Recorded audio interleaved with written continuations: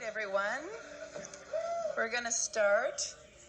Welcome to Tales at Night. This is your library happy hour, and we are the Winnipeg Public Library.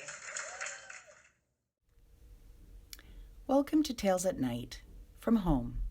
While you would normally find us on the stage at the Goodwill Social Club, reading aloud stories for adults, these days we are following the guidelines from our public health professionals and are limiting our close contacts and our in-person library programming.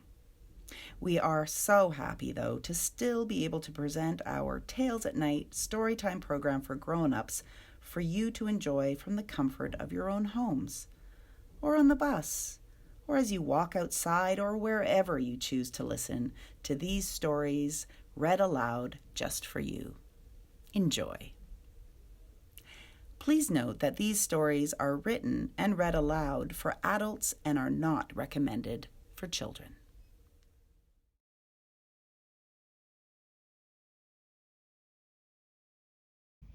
Company for Dinner by Shirley Jackson.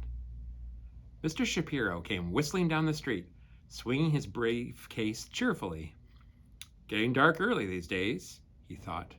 Mustn't forget to tell Marjorie what Hargraves said to me today. Hi, fellas, he said to the kids sitting on the curb. Their faces turned around to watch him go down the street. Streetlights are on already, he thought. Sure gets dark early these days. He trotted briskly up the steps of number 1018, saw that the door was open a crack, let himself in, and slammed the door behind him. Dear? He called experimentally toward the kitchen at the end of the hall. The sound of the can opener stopped, and she said, That you, dear? Dinner's almost ready. Good, said Mr. Shapiro, and stopped at the hall closet to hang up his coat. Gray hat's getting sort of shabby, he thought, looking where it sat on the shelf. Wish I could persuade Marjorie to hang up her coat in here instead of leaving it on the bed. I have to speak to Marjorie about getting a new gray hat. I wonder what's for dinner. Dinner almost ready, dear? He called as he passed the kitchen door. Ready in a minute. The dining room looks pretty good, he thought, on his way to the living room. He took an olive from the dish on the table, then stood looking at the table, thinking, something's different. Something. New long scratch in my chair? Oh, it must be the kid. Something else different, though. New dishes? New silverware? Clean tablecloth? Oh, that's it. Best tablecloth. Company for dinner? Only 3 places. Probably the laundry didn't come. I must speak to Marjorie about the laundry, he thought, going into the living room. 3 of my handkerchiefs last week? Hey, little fella. The little boy in the middle of the living room was making a toy dump truck go back and forth, and barely looked up. Hello, he said. Got a kiss for Daddy? Mr. Shapiro asked. No, the little boy said. Mr. Shapiro sat down in his chair.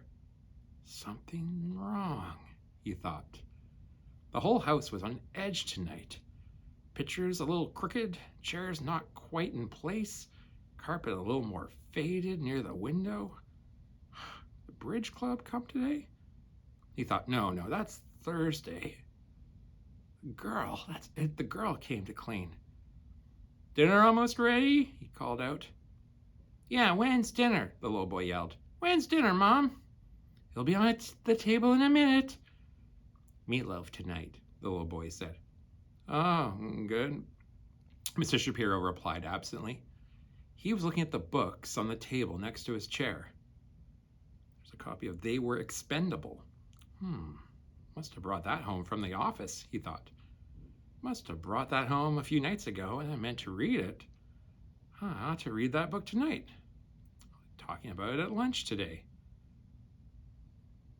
Dinner's on the table.